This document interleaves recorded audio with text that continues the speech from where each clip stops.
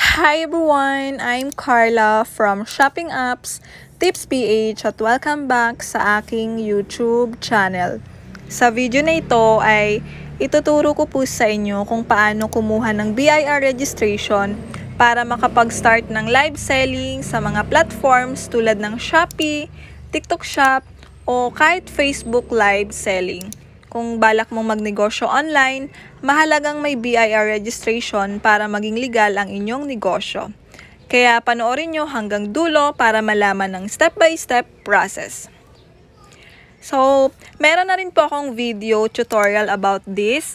Ilalagay ko na lang po yung link dito. So, yon part 1, bakit kailangan ng BIR registration? Kasi po, requirement po ito para maging legal ang inyong online business. And then, kailangan din po yung resibo at ng official receipt. And then, minsan, hinihingi din po ito ng Shopee, TikTok Shop, at ibang platforms. Part 2, mga requirements na kailangang ihanda kapag kukuha ng BIR registration or ng COR. Number 1, kailangan meron ka pong valid ID. Number 2, barangay clearance o proof of address.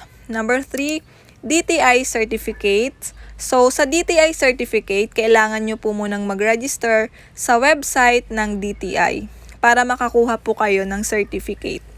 Number 4, completed BIR form 1901. So, ito pong form ay nada-download po siya. Pwede nyo pong i-check yung website ng BIR.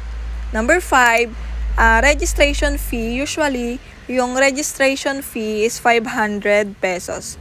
Lahat ng nabanggit ko na requirements ay dadalhin nyo po yan sa BIR.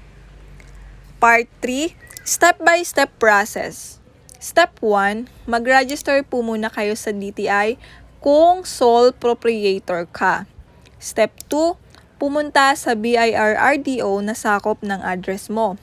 Kumbaga, dun ka po pumunta sa mismong BIR na malapit lang sa address mo. Number 3, isubmit ang BIR Form 1901 kasama ang requirements. So, sa BIR Form 1901, dalawang sets po yung fill outan ninyo kasi yung isa po doon sa BIR and then yung isa naman po ay file copy nyo po.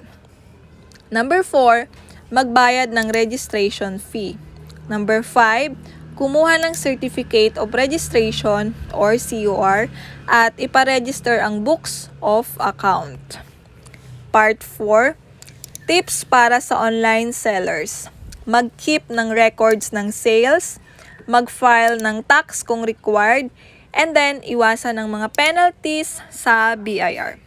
So, yun lamang po ang basic guide kung paano kumuha ng BIR registration para makapag-start ng live selling. Sana makatulong ito lalo na sa mga gustong mag-start ng online business. Kung nakatulong ang video nito, please like, share, at subscribe sa Shopping Apps Tips PH para sa mas marami pang tutorials about Shopee at TikTok Shop. Thank you for watching and see you sa next video. Bye for now!